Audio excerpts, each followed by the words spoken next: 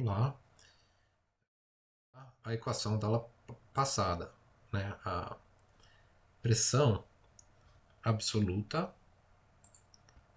vai ser igual a pressão atmosférica mais ρgh, densidade do fluido, aceleração gravitacional e o desnível da altura.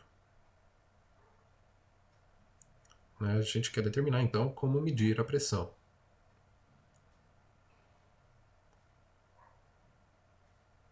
Sabendo que ela pode ser ou a pressão absoluta ou a pressão manométrica.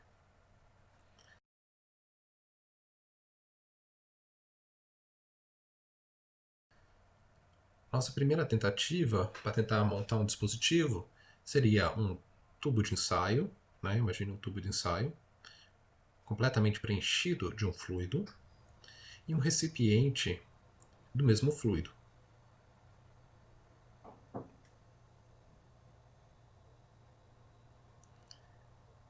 A gente exige após um certo tempo, quando você insere com cuidado para não derramar ou não entrar o ar dentro do tubo de ensaio, ele vai atingir uma certa configuração de equilíbrio, né, que é uma condição estática, onde o fluido ele vai subir um pouquinho mais com relação ao nível anterior e o fluido dentro do tubo de ensaio ele cai um pouco, tá? E desce o nível, e esse espaço é um espaço vazio. Então, isso aqui é uma condição estática, né, que é a condição de equilíbrio.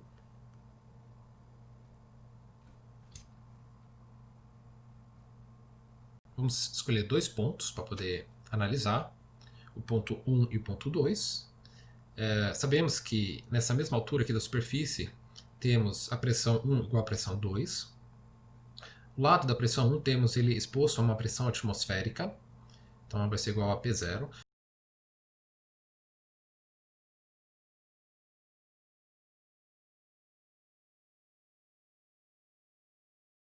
Do lado P2 temos apenas uma coluna de fluido à altura H. A pressão atmosférica não pressiona contra a superfície deste fluido, ele está sendo protegido por esse tubo de ensaio, né? Então é apenas ρgh. Então, da nossa equação, ela fica simplesmente a pressão atmosférica igual a ρgh. Então podemos medir uma pressão absoluta em termos da altura, né? Esse é o modelo do barômetro.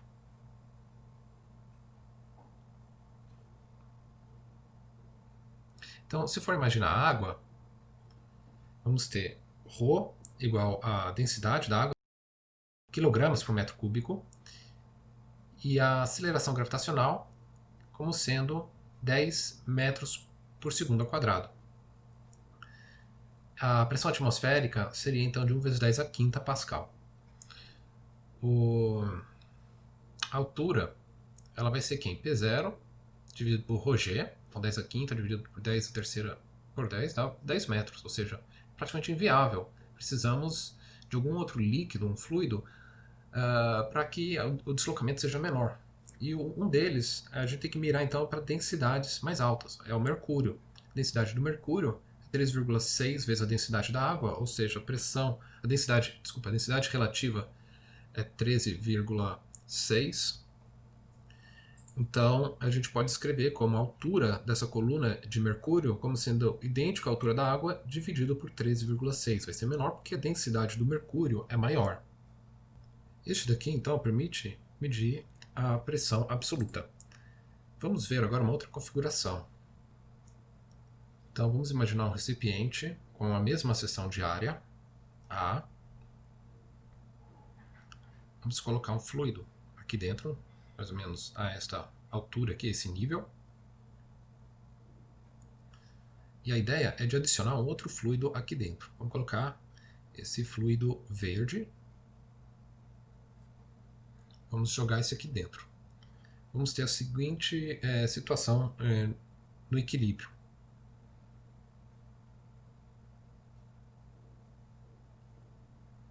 Onde vamos ter, portanto, tanto o líquido azul quanto o líquido verde. Então, o verde vai empurrar o fluido azul, eles não se misturam, são mexíveis, e o fluido verde vai estar aqui desse lado de onde ele foi inserido. Vamos separar o lado 2 e o lado 1. Do lado 2 vamos ter a altura H2, do lado 1, H1. Os dois lados vão estar expostos à pressão atmosférica.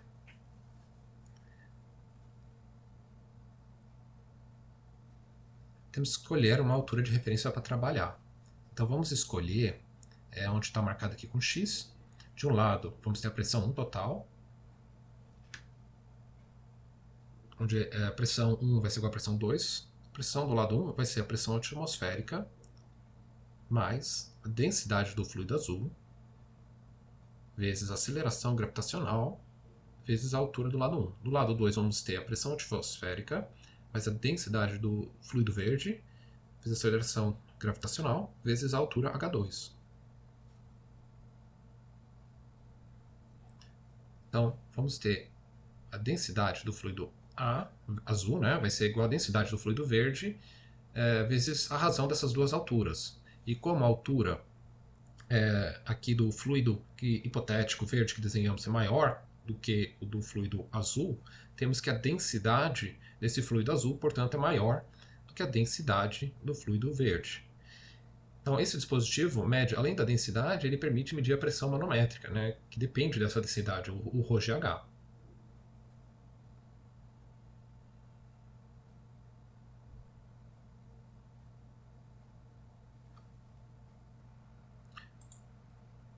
Vamos desenhar um outro dispositivo.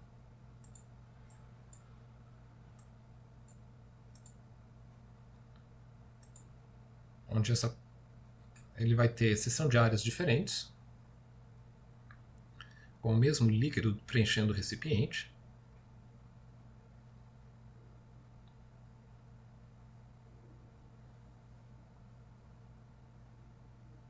E agora vamos colocar uma espécie de pistão ou disco aqui flutuante de massa desprezível sobre o... E quando aplicarmos uma determinada força aqui desse lado 1, de área 1, outro lado vai ter a área A2, e a relação que temos é que a área A2 é maior que a área A1, vamos ter uma força distribuída ao longo de toda a parte interna aqui do fluido. A posição inicial vai ser deslocada dessa altura H1, enquanto que o outro lado 2 vai estar deslocado a uma altura H2. A gente tem que considerar, é claro, um fluido incompressível. Se ele é incompressível, a densidade dele permanece a mesma, não temos como alterar isso dada a pressão. E a ideia é que o volume deslocado do lado 1 é igual ao lado 2. Então do lado 1 vamos ter a área vezes H1 e a área 2 vezes H2 do lado 2. Essa é a quantidade de fluido deslocado para um lado e para o outro. Então conhecendo as áreas e quanto deslocou de um lado, sabemos quanto ele vai deslocar do outro. Vamos desenhar agora a configuração final após ter pressionado e feito ele deslocar essa distância H1. Vou desenhar aqui só para ficar mais claro. Então essa aqui é a distância H1, a distância H2. Estaríamos com ele nessa configuração, é claro, sempre aplicando aquela força sobre aquele disco de área A do lado 1.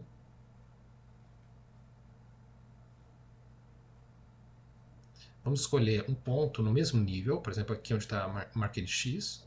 Qual que vai ser a pressão do lado 1? Vai ser igual à pressão do lado 2.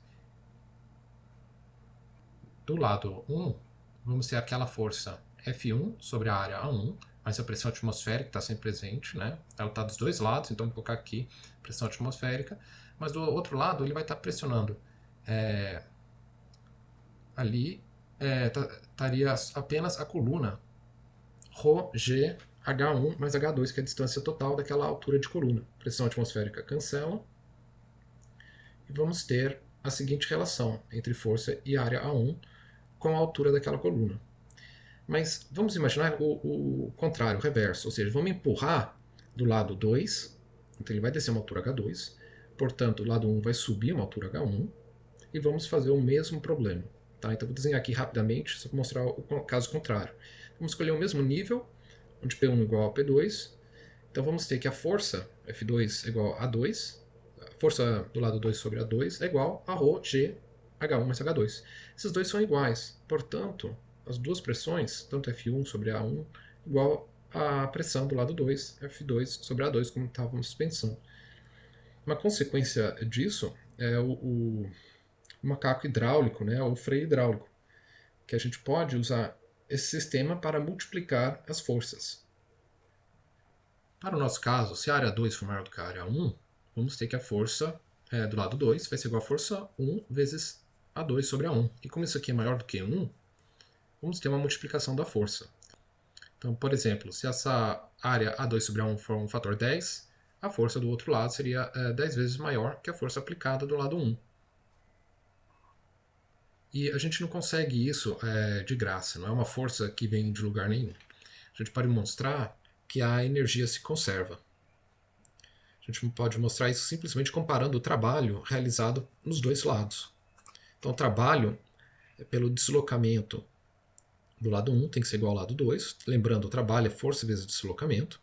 Então, do lado 1 teremos a força aplicada 1 vezes a altura H1, que é o deslocamento. Do lado 2, F2 vezes a altura H2.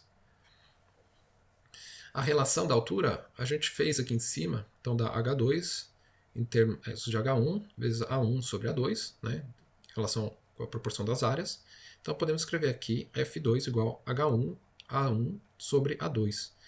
Então a altura 1 cancela dos dois lados, podemos passar dividindo A1 para o outro lado, e vamos ter, portanto, que a força 1 sobre A1 igual a força 2 sobre A2, ou seja, a pressão 1 igual a pressão 2. Logo, como era de esperar, era válido, podemos afirmar que também o trabalho é idêntico, né? Então, a condição de conservação da energia requer que essas pressões sejam as mesmas nesses dois pontos para o caso estático. E o vídeo de hoje termina aqui.